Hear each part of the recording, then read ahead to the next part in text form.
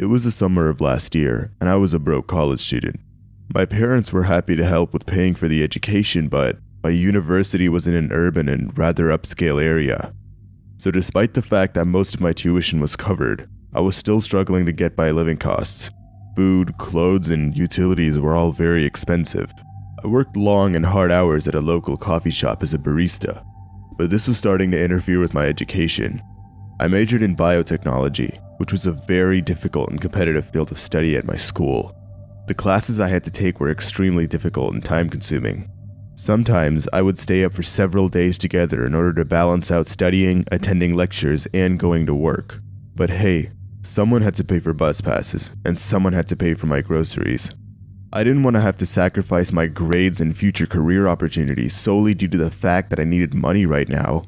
The worst part of all this was that I barely had a life of my own. With midterms coming up and finals a few weeks after that, hanging out with friends or just having fun in general really wasn't an option. I needed to make a lot of money fast and quick, something I could preferably do in the comfort of my own dorm. My mind immediately went to online jobs, but none of them seemed legitimate. Most of them required little time, but they obviously paid a little money. I asked an upperclassman friend of mine, and she suggested a couple things. At first, we were thinking of getting a sugar daddy, but that requires sometimes meeting those creepy old men in person, which I wasn't a huge fan of. But then my friend suggested selling a bit more revealing photos of myself online. She claimed that she and many other people she knew had done it loads of times, and you don't even need to show your face or that much of your body. People just pay ridiculous amounts of money even for slightly lewd photos. And considering that my roommate had just moved out with her boyfriend, I figured that this might be my best option. I had this room all to myself, and there was really no harm in doing this at this point. I immediately signed up as an OnlyFans creator. OnlyFans seemed to be the most credible and popular of these types of websites. They also seem to be the safest and are very liberal with how much profit the creators get to keep.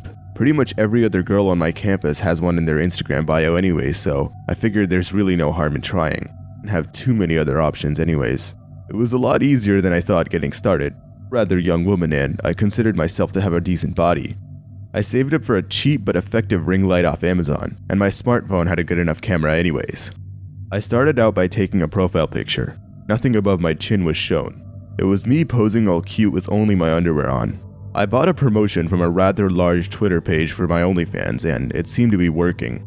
I had already gotten a few subscribers and fans. I wasn't in the top 1% or anything, but my initial investments in the light and promotion were all paid off within a few days. I even took the following week off of work. I eventually went ahead and took the next few weeks of work off. I wanted to study for my midterms, and at this point OnlyFans seemed to be paying the bills pretty well. My audience seemed to be a mixture of mostly men, both old and young. But one day, as I was messaging a few fans, I noticed a DM request with an unusually high payment amount. Sure, a lot of these guys had their own weird kinks and would pay a surprising amount of money just to see my feet sometimes, but this was even stranger. I got a direct message from someone with the username John_Doe, and he was willing to pay $100 just for a photo of me smiling. I initially thought he had added an extra zero by accident, so I messaged him back just to make sure that he resends the request with the right amount. But the man was serious. He wanted to see a photo of me smiling for $100. I took a selfie immediately and sent it to him. He paid the amount in full. We kept messaging back and forth. He wanted to see a video of my full body from the neck down. I did, and he paid about $50. He wanted to see a photo of my hands, and I sent those to him as well. After paying unusually high amounts for rather weird photos, he proceeded to ask rather deep and odd questions. Started with things like, how old are you and are you single? And transitioned to much creepier things like, how many partners have you had in the past? Are you living with family? Do you live alone? Are you sexually active as of now? I got extremely weirded out by this, but I didn't want to be rude to the man. After all, he is a really big tipper. But eventually, the man started asking questions like, what STDs do I have? And at this point, I just quit the chat. I continued with my night and went to sleep not thinking much of it. There are plenty of weirdos online, and this man could have just been another one of them. That next day, I had just gotten home from class. The bus was a bit late, and so was I. I opened up my laptop in order to start my night job, if you will, and noticed my OnlyFans had a series of unread messages from John_Doe, the same weirdo from last night. I was hesitant to open them at first, but I did. It was a series of manic, crazy messages. It started off with him offering large sums of money just to talk to me. And then it transitioned to him getting very aggressive and making threats to track me down and attack me just because I ignored him. I had finally had enough. I reported the man to OnlyFans and blocked him. No amount of money was worth his attention, and I eventually just called it a night. I never heard back from John_Doe those next few days. Things went on considerably normal until one afternoon. It was around 4 p.m. and I was in my apartment. I was in the kitchen and I needed some fresh air, so I went outside my balcony to take a few deep breaths.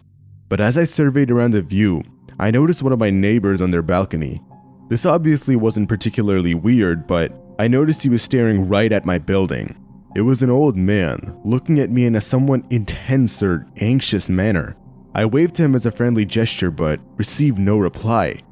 That's weird, I thought, but then things got even weirder. The man pulled out a pair of binoculars and stared at me, and then proceeded to scan up and down my building with his binoculars. I was extremely unsettled by this. It was like he was looking for someone. Could it be me? Why would this man be spying on me? I went back inside and tried to shake it off, but then it hit me. John_Doe from the last night. Could this be the man leaving me those messages? Could that creepy OnlyFans man be living right across from me? I knew I didn't have any time to waste, and I immediately reported him to my building. My building security said that they talked to the man and couldn't find any significant enough evidence that the man was doing anything wrong.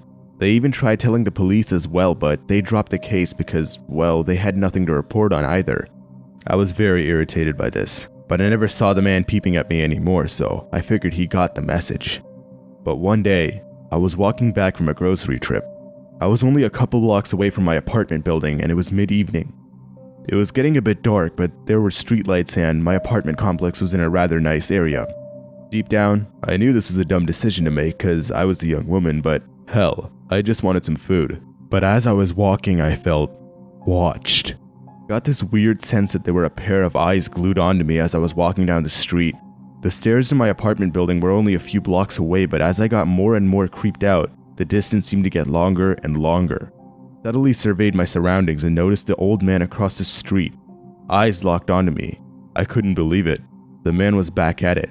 I started trying to walk a little faster and heard footsteps behind me.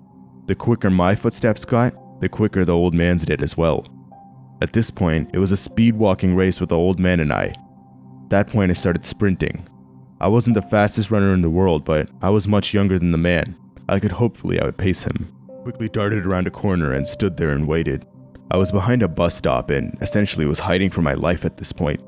I knew I had to try going directly to the police this time, but I needed to get to my apartment or to safety first. Who knew what this man would do to me, especially considering he was the one leaving those crazy messages on my OnlyFans. But to my surprise, a young man noticed me. "You okay, ma'am?" the man asked. The man was around my age, only a tad bit older maybe. He was casually dressed and quite good looking. "Yeah, it's just the man following you," he interrupted. I don't know what to do. I'm scared he'll step out and find me," I said. "Hey, don't worry. I can walk you to your apartment, if that makes you feel a bit better," the man said. I was a bit sketched out at first, obviously, but I accepted the offer. I was afraid for my life at this point, and any help I could get was worth it. The man seemed like a gentleman, and he genuinely wanted to walk me to my apartment building.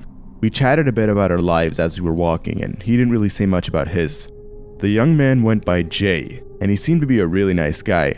But as we were getting to my apartment building, there was an old van in the driveway that was never usually there. I had no idea what this random new vehicle was doing in our neighborhood at that time of day, but I just focused on getting to my door. But that's when I heard yelling behind me. "Wait! Wait!" It was the old man from before, and he was running after me, trying to get my attention. But before I could even react or comprehend what was going on, I felt Jay's hand latch onto my shoulders. He threw me into the oddly placed van. I didn't even have time to scream or react.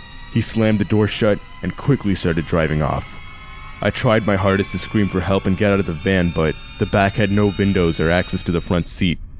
It was all padded down with wooden panels. I couldn't believe it. Jay was John_Doe. Jay was the one following me. But what did that mean for the old man? My thought was interrupted by the van coming to a sudden halt. Jay quickly yanked open the back door. The look in his eyes were completely different from when he walked me home. He had this crazed look on his face, almost like he was a different person altogether. He yanked me out of the van after taping my mouth shut and blindfolding me. Jay was pretty tall and I'm not exactly the strongest person in the world, so I couldn't even resist. He dragged me into a building. I had no idea where I was and I was freaking out.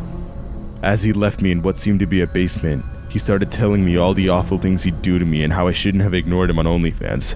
He walked away, and I sat there for what could have been only a few minutes, but felt like hours. I had given up all hope. Was this really it? Was this how my life was gonna end? My entire life was flashing back before my eyes. But suddenly, I heard sirens outside. Could it really be the police? Was it just an ambulance or fire truck passing by? Soon, I heard a loud yelling and pounding on the front door, followed by, "Police search warrant! Step out with your hands above your head!" There was a long, intense pause, followed by more commotion. After several minutes of rustling and more yelling upstairs, my blindfold and tape were removed from my mouth. It was an officer. They took me to the police station and asked me some questions about Jay. I explained to them the entirety of the OnlyFans situation and showed them screenshots. It turns out the man was mentally ill but was somehow released from the asylum. I asked the police how they found me and they explained everything. It turns out the old man I suspected from before was actually trying to help me. According to the police, Jay had somehow managed to track my IP address through OnlyFans and found out where I lived. He happened to live pretty close by to me, and CCTV footage showed Jay coming to my apartment and analyzing my path home from the same van. The old man was looking through binoculars because he wanted to know why there was a random new vehicle in the neighborhood and what it was doing by my building. It turns out he was following me that day in order to make sure I went home safe. He was very suspicious of Jay in the van. He was suspecting that Jay would somehow do something to me, but by the time he actually found out, it was too late. The old man was the one who got the van's plate number on camera and reported it to the police immediately. The police used traffic cameras and records in order to find out where the van was going and where it could end up. As soon as I got home, I explained to my friends what happened, and I deleted my entire OnlyFans account right after that. I soon went back to work at my cafe and tried to resume my normal life. It's been about a year since that happened, and the old man moved out since. He's now at a senior care center nearby, and while we rarely are in contact, we never ever mention Jay or the incident. For context, I'm a 20-year-old man. My name is Jack. But this horror story I'm gonna tell you didn't happen to me.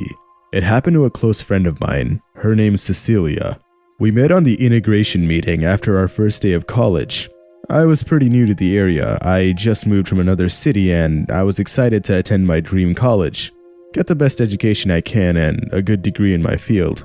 I had just moved here and all of my friends were in my hometown. I decided to make a new friend with this beautiful woman with a friendly face and say hi. Cecilia was gorgeous and probably one of the sweetest people I've ever met. She had big, beautiful blue eyes and glamorous skin. She really stood out from the crowd and, to me, glowed like an angel. I knew that she was someone special. I mean, hell, that's why she stuck out so much and I approached her. Something about her when I first met her indicated to me that we would share a lot of amazing moments in life. I knew that she was someone special just initially meeting her. So when I approached her and greeted her, it was a real pleasure. It turns out that she was new and rather lonely here as well. She was from a different state and was actually looking for a new friend herself. Figuring we had the same intentions, I invited her out for coffee that day. After that, I decided to go and talk with the rest of the freshmen from the meeting. I met a lot of my future friends that day, people who I still keep in contact with today. From that day forward, Cecilia and my relationship skyrocketed. We sat together during lectures, had lunch together. We FaceTimed each other almost every other day and gossiped harmlessly about our classmates. We truly were best friends. Unfortunately, things started going downhill after that. I myself was fortunate to have parents who financially supported me every step of the way. I could rent an apartment and buy everything I needed for a student's life with ease. But Cecilia had no financial support. She had to help herself. She worked a not-so-fun job at McDonald's and the hours were grueling and long. This was starting to interfere with her education and she had trouble studying. This really wasn't working out for her, so she started looking for smaller sort of side hustles online. She asked me for some advice or tips, but I didn't know what to tell her. Hell, I hadn't worked a day in my life. What was I gonna tell her? One day, Cecilia came across a website called OnlyFans. It was a pretty new and highly trending website. I didn't know much about the website, aside from the fact that it was known for adult content and pretty much every other Twitch streamer or Instagram girl had one in their bio. One day, she explained to me the nature of the website over FaceTime. She explained to me that she could make hundreds or even thousands of dollars just posing half naked online. Men were thirsty enough to just drop money on this stuff. She said she could finally be financially independent without even having to do any work. She didn't even have to show more intimate parts of her body and could make hundreds off fetishists who just want to see her hands or feet. She was blown away by the easy money and was eager to start an OnlyFans account. From that day, I warned her that it was a bad idea. It sounded like a dream side job at first and sounded like really good, easy money, but something was too good to be true. I told her that the whole idea of showing her face and body to a bunch of weirdos and creeps online could only be dangerous. You never know what their real intentions are behind a screen. She didn't seem to pay any mind to my concerns. She thought it was her easy way out of this problem. She truly didn't mind showing her body online if there was a monetary reward. I couldn't believe it. She really was this desperate. We got into a small argument, but I backed out. I realized I couldn't change her mind and let it be. She signed up for an account and started posting photos shortly after that. After a while, she told me that it was the best decision in her life. She told me she made triple the amount she made at McDonald's and barely had to put in any effort. She could actually focus on school and had spare time now.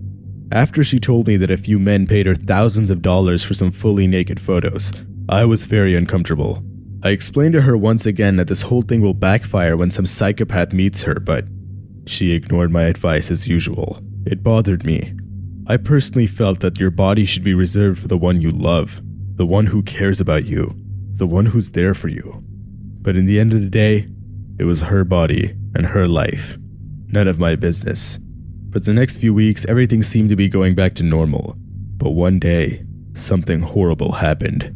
Normally, we would meet each other in the morning before classes, but she didn't show up. That's weird. I checked my phone and she didn't let me know. This was even weirder. Normally she'd text me. I was surprised, but didn't think much of it. I decided to go on with the rest of my day. The day went by and I still didn't see her. She didn't join me at lunch or sit next to me during class. When I checked my phone that night, I noticed that she hadn't even been online since yesterday. 2 days went by and I started to get phone calls from her family and close friends. They wanted to know where she could possibly be. She literally disappeared from the face of the earth. Her mom eventually called the police and reported her as a missing person, and the search begun. For a few days, the police asked everyone around her, including me, about where they saw her the last time. But after a few more days of searching and still no trace of her, the police asked for volunteers to help them. Me and several of her other friends decided to join in on the search. Armed with flashlights, we all checked through the local forest. It was exhausting. We searched up and down and still didn't find a single trace of her or her body. At this point, her parents were devastated. They were already crying. They knew that after this much time of someone being missing, the chances of survival were really low. The police finally got a warrant to search through her apartment. But when they looked through there, they saw no traces of any violence or that anything could have happened. Nothing was touched. They expected a fight scene or some broken plates or a messed up bed, but this didn't add up. If she was abducted, there would be some traces or some sign. But no, the detectives found the apartment clean. The only lead they could find was an open OnlyFans page with her photos on it. They assumed that this was the doing of one of her followers maybe. The police looked through her laptop thoroughly, but they still found nothing. Her messages and her subscribers revealed no information. Even their best investigator had no clue where she was. There was no trace of her or whether she was even alive. There were no suspects and no witnesses. The police and the volunteers searched for her for about another month. They did everything they could. They hung flyers, posted her on social media. Still, she wasn't found. The police eventually closed the case. Her family and friends were devastated. I considered myself lucky and let out a sigh of relief. My plan succeeded, and I was happy about that. It was a great idea. I left her body in the basement of an abandoned farmhouse about 100 miles from the city. Nobody even suspected me because I was playing along as a victim, a good friend who only wanted the best for her. I told her not to use OnlyFans, but she wouldn't listen to me. I couldn't let anyone aside from me watch her body. I hated the idea of these creepy old men seeing her. I hated seeing those photos online. She could only be mine, and mine alone. Maybe if she weren't so stubborn and listened to my advice, she would have lived. We were meant for each other. We would look perfect together. But she just treated me like a friend. I'm perfectly fine with what I did. I don't regret it. I want to start off the story by letting you guys know I in no way consider myself a hero of some sort. I feel what I did was completely necessary and needed no validation or praise. Any marginally decent human being would have done the same thing if they were in my shoes. The story took place several months ago, and it's still very fresh in my memory. It was late November, and my quarantine boredom had taken its peak. We had been at home for almost a year at that point, and my county went on its second full lockdown after another spike in cases. I'm a young man, and let's just say being indoors all day really brought out certain urges in me. The girl I'd been initially seeing had cut things off, and my sex life was put to a halt. Sure, I had work and a cat to take care of, chores to do, but I can speak for all of us when I say that most of us are pretty riled up in isolation. I found myself scrolling through social media one morning and stumbled across a very attractive girl. She had a little less than 8,000 followers on Instagram and about 3,000 on Twitter. Her name was Anna, and she was unbelievably beautiful. She seemed to be gaining a small bit of traction online. After stalking her socials a bit and finding the link tree in her bio, I found out she has an OnlyFans. Now, normally I don't spend money on this kind of stuff. There's plenty of lewd material online for free, and I had never found a girl on OnlyFans intriguing enough for me to drop the first month subscription. But Anna was my type, and most importantly, I was bored and horny. I figured if there was a time to say hell with it and try out a website like this, it would be now. So there I was, reluctantly entering my credit card information into OnlyFans. The subscription fee was around $10 a month, $7 for new subscribers. Not that bad if I'm being honest. Now, this was my first time using OnlyFans, but I had to say, I was pleased with what I got. To put it simply, there were a few more exclusive photos of Anna on the front page. I enjoyed scrolling through them a bit. A few days passed by and I still was occasionally looking at her OnlyFans page. After all, I paid for the whole month anyways. It actually felt quite nice supporting Anna financially. Her house always seemed dark and dingy. Something about where she was filming made me feel that she wasn't in the best financial situation. I mean, after all, she was on OnlyFans. I eventually discovered the DM or request feature and decided to have a go at it. The page had what seemed to be a chat room, similar to an Instagram direct message. It allowed the subscriber to communicate directly with the OnlyFans creator and request certain content and photos. One night, I was even more bored than usual and felt I had $1 or $2 to spare.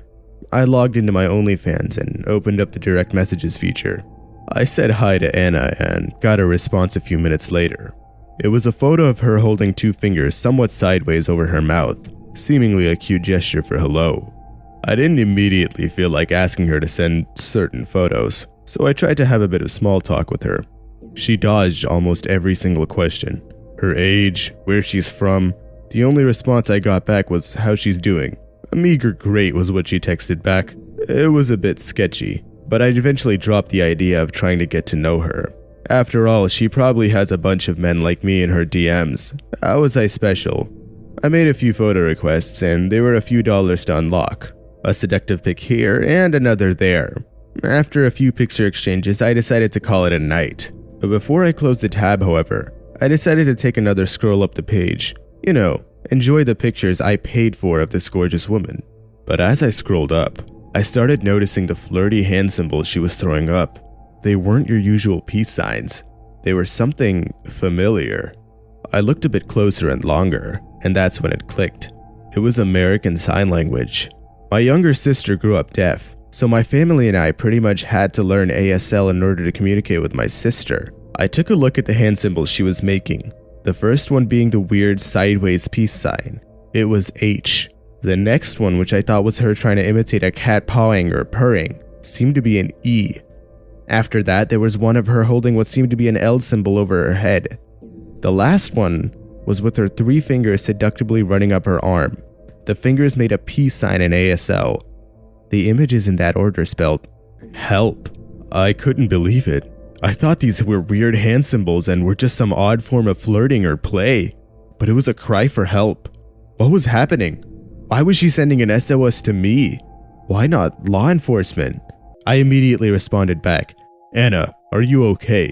Do you need my help? What's happening? I frantically sent. She responded with a video of her discreetly making the gesture in ASL that asks, do you know sign? I responded with yes, and asked her where she was. She responded with a video of her signing back, don't know. My mind was racing. What was happening? Was this some sort of sick joke or prank? I asked her if she knew roughly what city she was in or what locality, and she responded, no, don't know. I immediately called the police. I let them know everything that happened, and they identified the girl as Layla Ronson. She was a college student, who the university had initially thought dropped out due to her lack of attendance for months. She seemed to be doing OnlyFans against her own will under the name Anna. The police used the OnlyFans URL and managed to track the IP of where the videos and messages were coming from. It seemed to be a rather affluent housing complex a few hours away from me, in my same state. The police in that area managed to track down the house and rescue Layla, as well as make all the needed arrests. According to the investigators on the scene, Anna was kidnapped not too long ago from her university. She was held captive and made to make OnlyFans and other online content against her will in the basement of one of the houses. The man who kidnapped her would take all of the money made from the process and continue the cycle. I got a phone call from Layla herself a few days later, thanking me for helping her. She said the man who kidnapped her said if he caught her asking for help online, he would harm or kill her. He would occasionally peer over from the corner of the basement to see what exactly she was doing, and made sure she wasn't asking for anyone's help over OnlyFans. I haven't spoke with Anna since, and I deleted my OnlyFans account soon after the incident. I simply didn't want to ever think about that website again. This memory is not something I relish.